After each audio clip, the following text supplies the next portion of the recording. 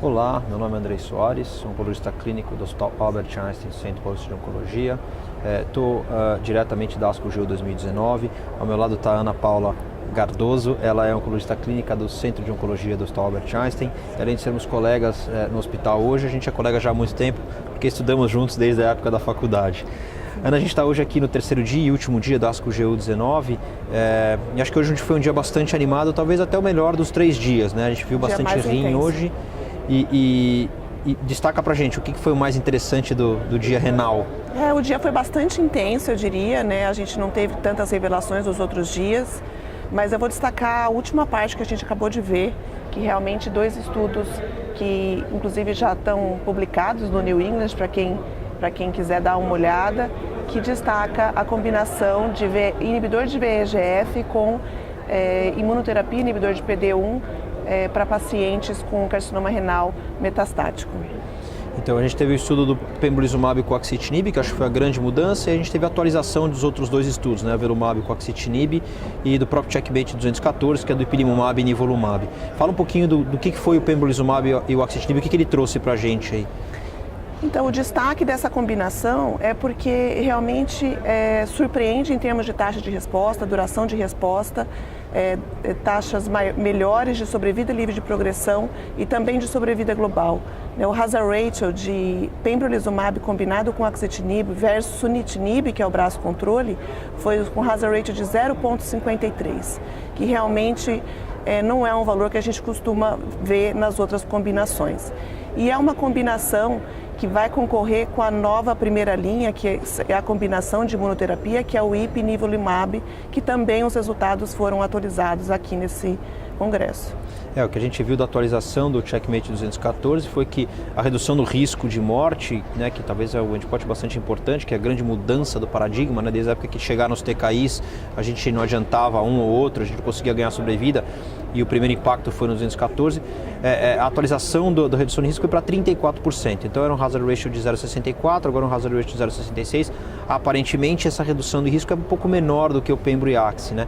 Mas a gente consegue ver algumas coisas no estudo do 214, que é aquele final do platô da curva, né? Que é bastante interessante, a gente vê que tem pacientes sem progressão de doença, em torno de 28%.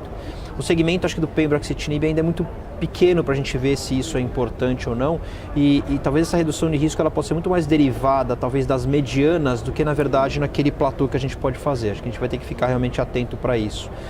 E o que talvez eleva o benefício do 214 em relação ao pembrolizumab, talvez a taxa de resposta completa, né, que chegou a ser em torno de 11,5%, né, atualizado agora, versus 5,8% no estudo de pembro e axi. Uma coisa que é importante destacar também no Keynote 214 é o que você falou, que é o follow-up mais longo. Então, quando você tem um follow-up mais longo, chama atenção para outros endpoints também. A gente tinha visto resultados anteriores na população de risco intermediário e risco desfavorável, favorecendo bastante a combinação de ipi-nivo versus sunitinib, e não tão favorável assim para a população de risco favorável. A gente acreditava até que fosse desfavorável para essa população, não valorizando o tratamento da combinação para esses pacientes. O que a gente viu agora nesse follow-up de 30 meses é que talvez não seja bem assim. Não há tanta diferença em termos de sobrevida global, sobrevida livre de progressão e taxa de resposta. As curvas se sobrepõem, querendo dizer o quê? Que talvez seja sim uma opção de tratamento também para os pacientes de risco favorável, considerando principalmente que é uma combinação menos tóxica, uma combinação que dá a possibilidade de você atingir resposta completa, né? Dobrou o número de taxa de resposta mesmo na população de risco favorável, e aí, é claro, favorecendo qualidade de vida com outros endpoints de eficácia e segurança mantidos. Você falou uma coisa bastante interessante, aqui exatamente isso, em relação à toxicidade. A gente pode até falar um pouquinho do avelumab e axitinib, que também foram atualizados alguns dados. A gente pode falar rapidamente, o desenho é muito parecido, né, com o do pembrolizumab, e a combinação de avelumab com axitinib versus sunitinib, né? E na população, a avaliação na população PDL1 positiva, e a gente ainda tem dados imaturos de sobrevida global. Para esse estudo, ele ainda não tem sobrevida global positiva, ele tem a sobrevida de progressão positiva. A taxa de resposta foi intermediária, vamos dizer, entre o pembrolizumab e o IP e nivo, que foi em torno de 51%, na análise independente 55%, assim por diante, no braço que fez avelumab e axitinib. Mas tem uma coisa interessante, eu queria que você comentasse. Você falou muito bem das toxicidades, né? O que a gente tem de expectativa de toxicidade nos 3 estudos? O que talvez seja melhor ou não? Como é que a gente pode entender toxicidade em relação a esses estudos? O perfil de toxicidade, até onde eu pude acompanhar, não foi diferente do que a gente conhecia das drogas independentemente, né? Então, assim, foi considerado bem tolerado na maior parte dos pacientes. Mas, é claro, é uma combinação que a gente não tem um longo segmento de uma imunoterapia com um inibidor de VEGF e a gente deve prestar atenção para novas coisas que podem surgir. Eles acabaram tendo até um perfil em geral melhor do que o próprio TKI isolado, né, que o sunitinib no estudo do nivolumab e ipilimumab, parece que de uma maneira geral foi um pouquinho maior nos estudos de combinação entre os dois, mas a taxa de descontinuação foi muito maior com a combinação de imunoterapia, né? Mas é o único dos 3 estudos que tem análise de qualidade de vida, né? Quer dizer, os outros estudos a gente ainda não tem. Você acha que dá para mudar a conduta ou você acha que a gente adicionou uma nova opção? Como é que você, vou dizer que está tudo disponível a partir de segunda-feira para você tratar lá no hospital, como é que você vai fazer? Eu acho que daria sim, porque eu considero um perfil bastante seguro de medicação. Eu não sei quais seriam as nossas considerações em relação ao acesso que a gente teria a essa combinação de tratamento.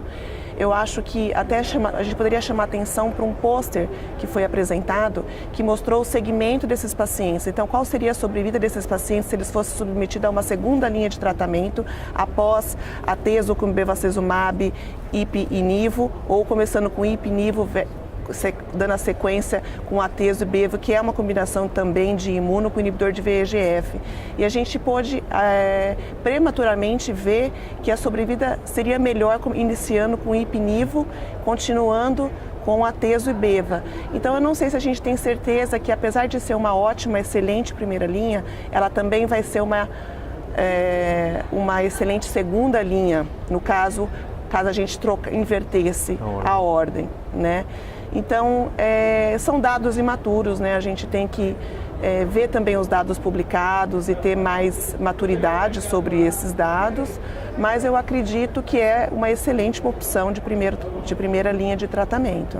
Teve mais alguma coisa interessante em rim que vale a pena destacar? Teve, que eu achei bastante interessante, de não clear cell, né? Ou seja, os pacientes de outras histologias que não células claras, eles apresentaram alguns dados de pembrolizumab, uma outra combinação de uma medicação nova, que eu não vou lembrar o nome. O savolitinib junto com o durvalumab, né? Combinado com durvalumab. Então, assim, ambos mostraram ser drogas seguras e eficazes nessa população.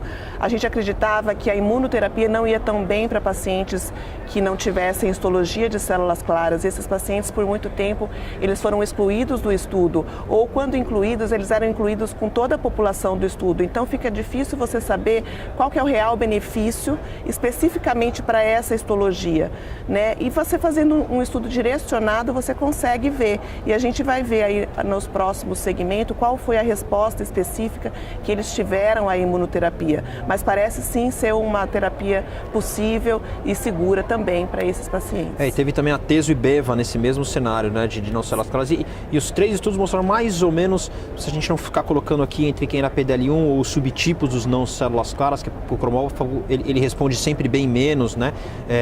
E o papilar ele respondia um pouquinho mais. Aí tinha dependência se tinha o match positivo ou não. Por exemplo, se foi feita a avaliação no estudo que tinha o savolitinib junto, mas de uma maneira geral, taxa de resposta ali entre 25% e 28% das 3 opções de tratamento, né? Acho que se a gente pudesse fechar, eu diria que foi um dia bastante prazeroso para câncer renal, algumas revisões muito legais, produtivos, coisas muito próximas a chegar, confirmações de dados bons e talvez potenciais novos benefícios em outros pacientes que ainda são carentes de tratamentos efetivos, né? Com certeza. Obrigado, Ana. Obrigada.